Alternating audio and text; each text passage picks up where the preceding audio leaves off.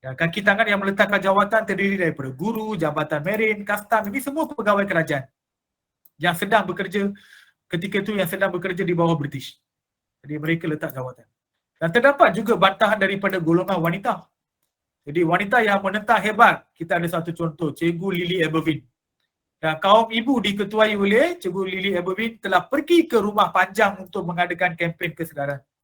Dan mereka sanggup mengorbankan masa dan tenaga untuk mengatur demonstrasi menentang penjarahan Sarawak. Ini semua isi penting, kalau boleh hafal. Dan mereka juga menggunakan akhbar Utusan Sarawak, digunakan sebagai saluran untuk menyebarkan tentangan mereka. Lepas tu menulis surat bantahan. Siapa dia? Pergerakan Pemuda Melayu menghantar surat kepada kerajaan British di London bagi menyatakan bantahan mereka terhadap penjajahan Sarawak. Okay, lepas tu penubuhan Rukun 13. Ini last one. Okay. Golongan muda dalam gerakan anti penjarahan. Tahu kan?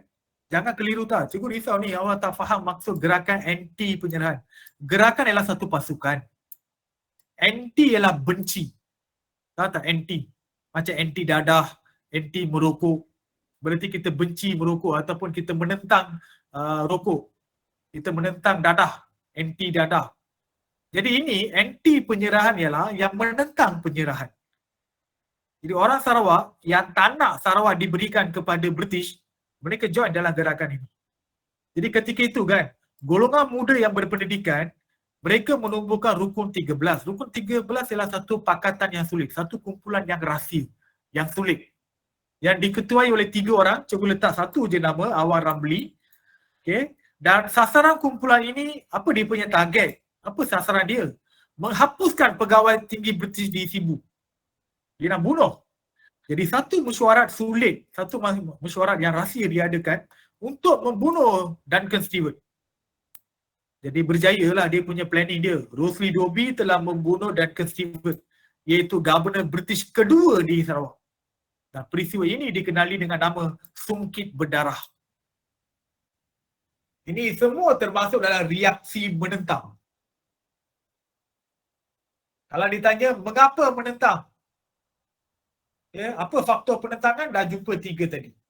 Kalau awak lihat perkataan reaksi, apa reaksi penduduk? Ada yang menyokong, ada yang menentang kan?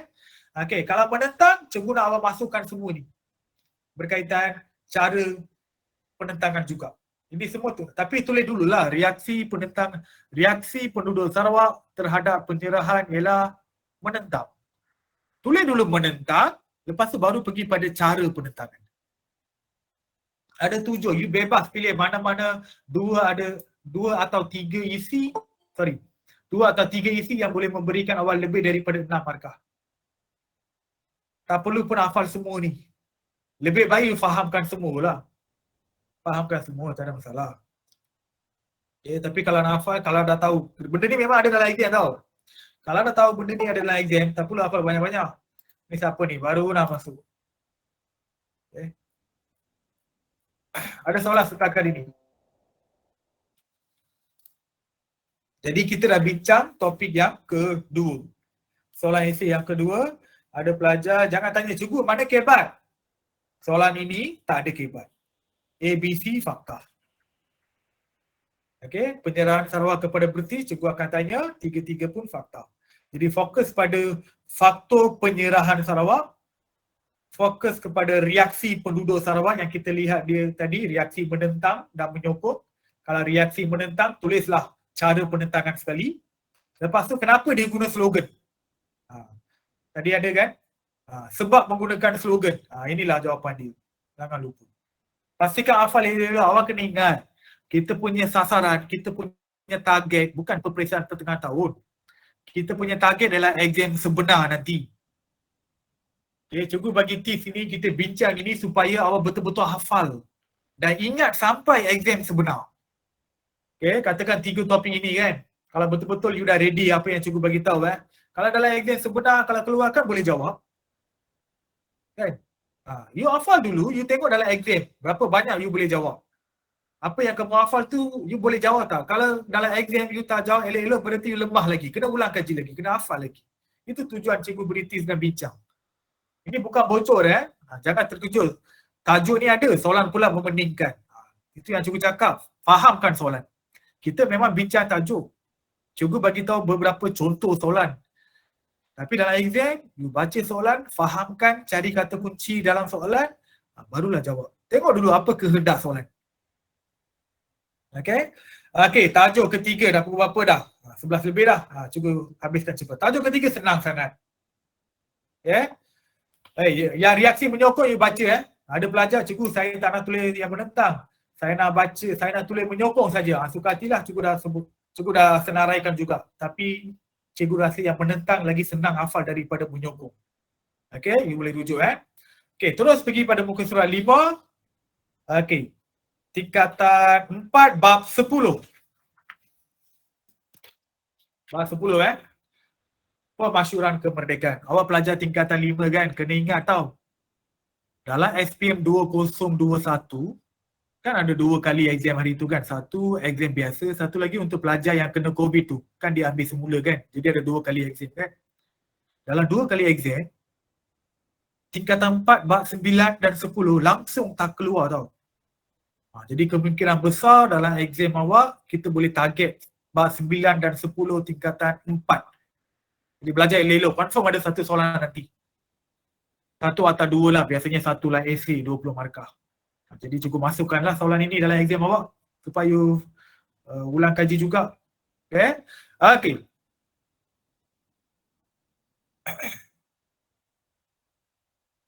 Kalau kita lihat berkaitan pemasyuran kemerdekaan di bawah, mungkin tajuk di bawah persediaan. Okay. You akan nampak 2 jawatan kuasa. Kan kita nak sambut kemerdekaan kan, kita nak mengisytiharkan kemerdekaan kan. Tapi sebelum nak mengisytiharkan kemerdekaan, apa persediaan kita? Jadi ada 2 jawatan kuasa yang dibentuk. Jawatan kuasa persediaan fizikal dengan jawatan kuasa sambutan. Ada 2 jawatan kuasa ditubuhkan sebagai preparation lah, nak bersedia untuk nak mengisytiharkan kemerdekaan. Jadi kalau kita lihat upacara kemerdekaan sebenarnya berlaku di 2 tempat lah. Pada malam 12:30 malam tu dekat Padang Kelab Selangor. Lepas tu pada keesokan hari pagi tu lah, 8 pagi tu dekat Stadium Merdeka. Ada 2 tempat berlaku upacara kemerdekaan, jangan lupa. Jadi cikgu nak awak fokus pada 2 jawatan kuasa ini. Jadi daripada 2 mana-mana satu akan ada dalam exam. Daripada 2 jawatan kuasa, mana-mana satu ataupun cikgu gabungkan 2 sekali. Jadi bersedia. Okey, jawatan kuasa persediaan fizikal. Apa yang dibuat? Okey, kita nak sambut kemerdekaan ni, kita nak mengisytiharkan kemerdekaan pada 31 Ogos. Tapi sebelum tu apa persediaan kita dari segi fizikal? Apa persediaan kita? Yang pertama, pembinaan stadium untuk meraihkan kemerdekaan. Jadi kita telah bina stadium. Yang kedua, kita telah membina istana untuk yang di Pertuan Agong. Sebab kita dah wujudkan jawatan baru untuk ketua utama negara. Sebelum tu kita hanya ada sultan di negeri Melayu kan. Sekarang kita dah lantik, kita dah wujudkan satu jawatan iaitu yang di Pertuan Agong sebagai ketua utama negara dalam perlembagaan. Jadi perlukan istana. Sampai sekarang ada istana negara. Yang ketiga, lagu rasmi kebangsaan dicipta. Kita buat lagu kebangsaan. Dari mana kita ambil lagu kebangsaan? Jawatan kuasa pemilihan lagu kebangsaan yang dipengerusikan oleh Tunku Abdul Rahman dan dibantu oleh Yaakob Abdul Latif. Lagu Negaraku dicipta yang berasal daripada lagu Terang Bulan iaitu lagu Negeri Perak hasil penulisan Saiful Bahri. Yang lirik lagu dia kan, lirik lagu, seni kata lagu dia ditulis oleh Saiful Bahri. Okey? Okey, apa lagi kita buat? Bendera Persekutuan Tanah Melayu telah dicipta. Jadi bendera kita design siapa? Reka cipta siapa? Muhammad Hamzah. Lepas apa lagi? Bunga Raya. Bunga Raya dipilih oleh Tunku Abdul Rahman sebagai bunga kebangsaan. Jadi ini senang nak hafal ni. Apa? Katakan soalan tanya.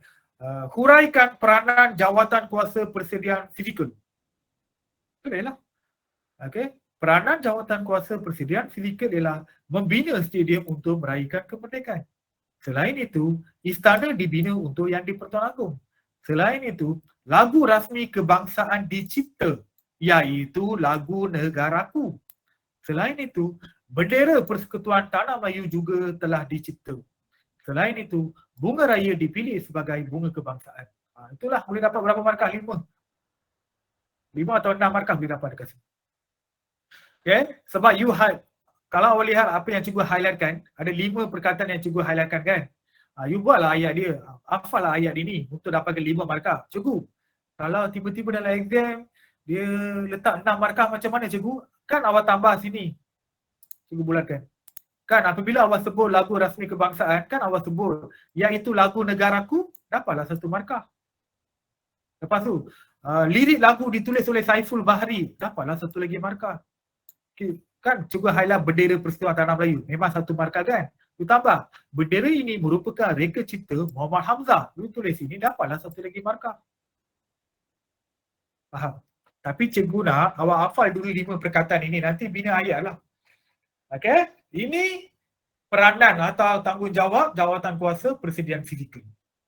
Okay. Lepas tu kita ada jawatan kuasa sambutan. Ada 5 juga. Okay, jawatan kuasa sambutan pula buat apa? Bangunan jalan raya Padang Kelab Selangor dihiasi lampu. Cikgu, saya nak ambil bangunan dan jalan raya dihiasi lampu, boleh tak? Saya nak potong Padang Kelab Selangor. Boleh, tak ada masalah. You ambil je lah. Bangunan dan jalan raya dihiasi lampu. 75,000 bendera persekutuan ditempah dari Jepun. Kita order bendera Tanah Melayu ni sebanyak 75,000 dari Jepun. Mereka cetak, mereka hantar kepada kita lah. Menteri dan pegawai tinggi kerajaan disediakan pakaian khas. Ilham Tunku Abdul Rahman. Idea daripada Tunku Abdul Rahman iaitu pakaian Kedah, itu baju muskat. Tak perlu tulis semua tau yang ni. You tulis contohnya baju muskat dah cukup. Sebab ini semua akan membawa 1 markah saja. Jadi tulis baju muskat dah cukup. Contohnya, tulis selain itu, menteri dan pegawai tinggi kerajaan disediakan pakaian khas. Ada pelajar, cikgu, saya tak nak hafal lah pegawai tinggi kerajaan. Saya nak hafal menteri disediakan pakaian khas. 1 markah boleh dapat. Iaitu baju muskat. 1 markah. Ya, betul. Memang dapat. Okay. Okey, seterusnya, khusus khas berkaitan dengan protokol. Diberikan kepada 300 orang pegawai kerajaan yang bakal bertindak sebagai pegawai penerangan dan pegawai pengiring tetamu. Sebab kita tak pernah buat majlis-majlis rasmi yang besar kan. Jadi sebanyak 300 pegawai kerajaan kita telah diberikan 1 khusus khas berkaitan protokol. Tahu kan protokol majlis? Kita tengoklah dekat sekolah kita. Bila pengetua berucap, MC, dia panggil siapa, nak menyampaikan hadiah, siapa yang mengiringi siapa. Ya, ini semua termasuk dalam protokol. Bila kita baca doa, lagu kebangsaan, lagu Johor, dia ada susunan dia. Dia ada 1 protokol. Jadi sebanyak 300 pegawai kita diberikan khusus khas dia. Dan gaji. Ya. Gaji diberikan seminggu lebih awal supaya rakyat tu ada gaji, ada duit kan. Bolehlah pergi ke Stadium Merdeka nak lihat sendiri ya, pergi siaran kemerdekaan. Ini pun ada 5 perkara. Jadi awak jangan keliru antara fizikal dengan sambutan. Sambutan ialah nak celebrate. Kalau kita lihat persediaan, ini ialah preparation. Kita prepare dulu sebelum nak buat majlis, apa benda yang kita nak prepare. Dari segi fizikal, benda yang boleh sentuh, boleh nampak. Ini fizikal. Ini sambutan, kita nak celebrate. Biasa sama kan kalau hari raya macam mana kita nak celebrate, mesti kita pasang lampu, kan? Mesti beli pakaian yang cantik-cantik. Tak tak? Samalah. Itu sahaja untuk soalan esei yang ketiga. Topik esei yang ketiga.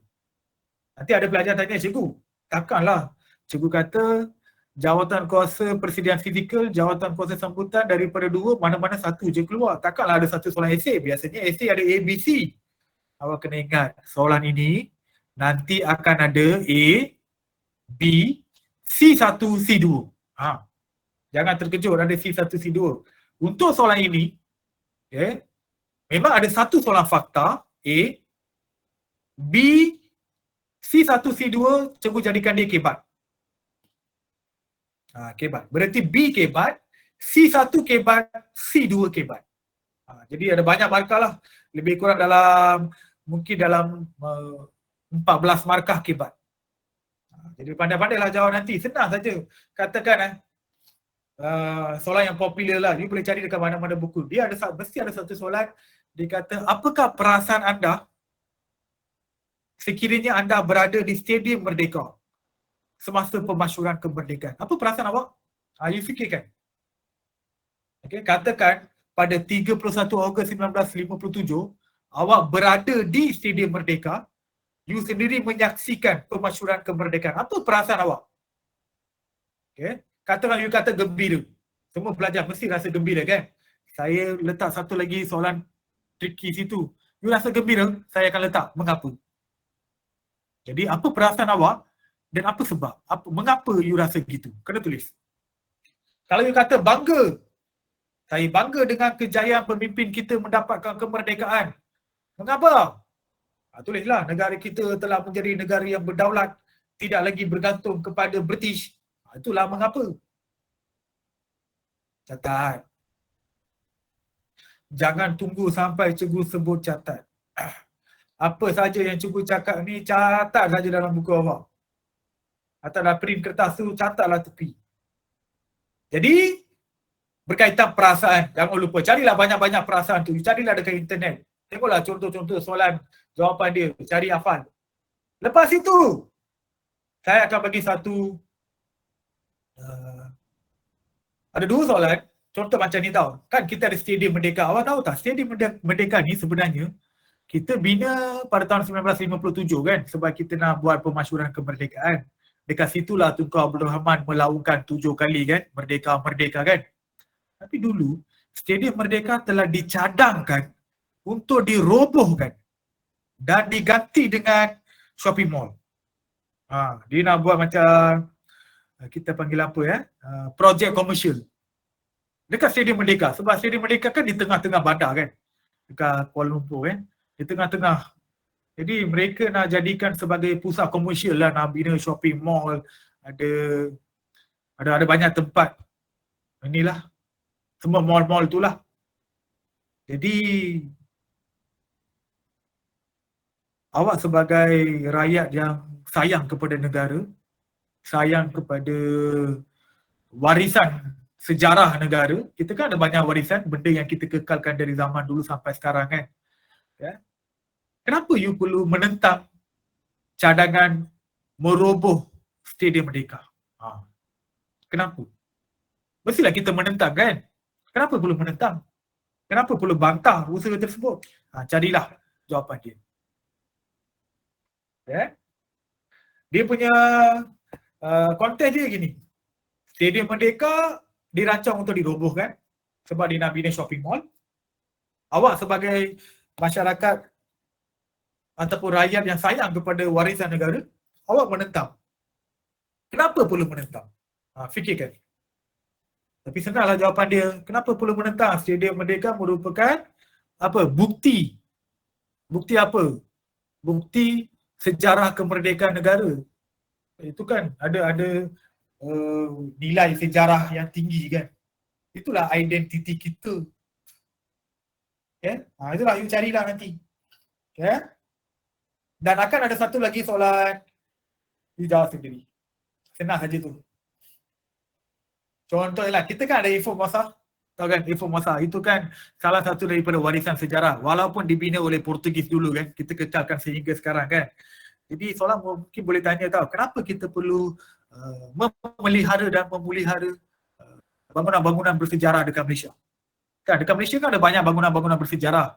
Kalau lebih 100 tahun pun, katakan bangunan itu dah lebih 100 tahun pun, dia termasuk dalam bangunan bersejarah negara kita ya. Jadi kenapa perlu jaga tempat-tempat itu?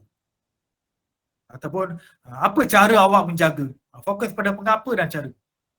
Tapi tengok pada soalan, dia tanya mengapa perlu jaga ke ataupun bagaimana nak jaga. Bagaimana? Jaga berarti memelihara lah. Memulihara berarti dia pulih kan. You cat balik, repair, itu pulih. Memelihara you nak jaga. Macam iPhone Mosa kan. Mungkin ada kerosakan, kita pulih kan. Lepas tu kita jaga elok-elok. Letaklah CCTV, letaklah security guard.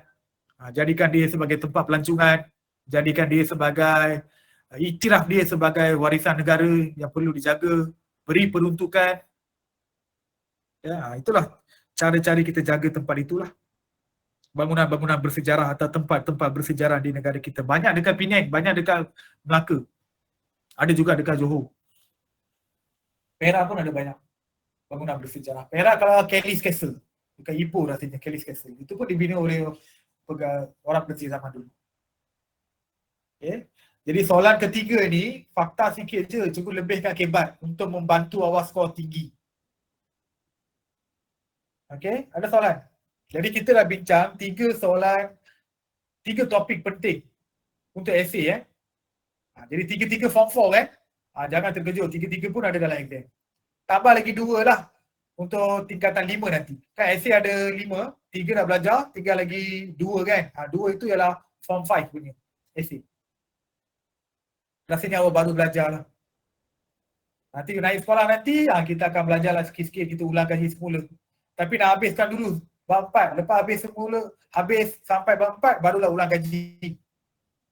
Okay? Jadi kita ada lebih kurang 1 bulan untuk exam. Okay? 1 bulan untuk exam. Jadi kita dah belajar 3 topik. Tak susah kan hafal? Hafal lah. Untuk dapatkan 60 markah. Dan contoh soalan yang cikgu bagi tahu tadi kan. Kena catat, carilah jawapan. Contohnya soalan kebat tadi kan. Cikgu ada sebut banyak soalan kebat tadi kan. Kalau you dah catat, cari jawapan. Lepas tu tunjuk pada guru mata pelajaran, cikgu, ini soalan kebat, jawapan saya semua betul tak?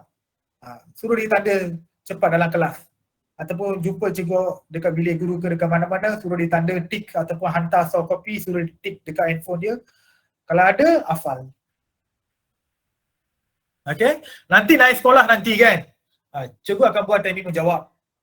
Okay, masa singkat mindah.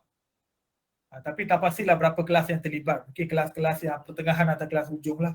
Nanti cikgu tengok nanti.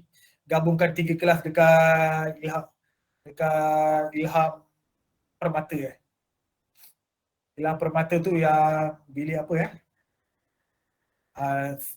atas library tu. Ada satu bilik intelek kita akan gabungkan 3 kelas. Saya akan ajar balik cara jawab, teknik jawab soalan esei dengan kebat dengan formula sekali. Okay, itu lepas naik sekolah. Ada soalan tentang ini. Semua senyap ni risau.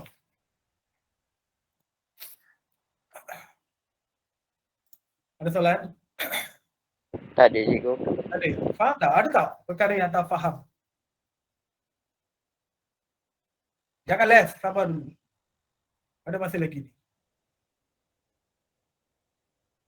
Vincent kan, tak cukup belajar. Belajarlah, cuti ada 3-4 hari lagi. 1 bulan untuk exam kan. 3 soalan esei kita dah belajar. Berarti dalam tangan kamu sudah ada 60 markah. Baki 40 saja. Soalan sutur. Senang. Harap-harap yang 120 orang lebih ni yang datang hari ni, semuanya boleh dapat 60 markah. Kesianlah yang tak datang tu. Yang pergi Genting Highland lah, pergi sana sini, sedangkan kita dah bagi apa? Kita dah bagi surat, dah bagi poster, dah bagi, dah ingatkan masih lagi bercuti, pandai-pandailah dia belajar. Okay, kalau tak ada soalan, itu sahaja untuk hari ini. Okay, nanti kalau ada masalah boleh terus kontak cikgu. Okay, thank you semua, bye-bye. Take care. Terima kasih cikgu. Terima kasih cikgu. Terima kasih cikgu.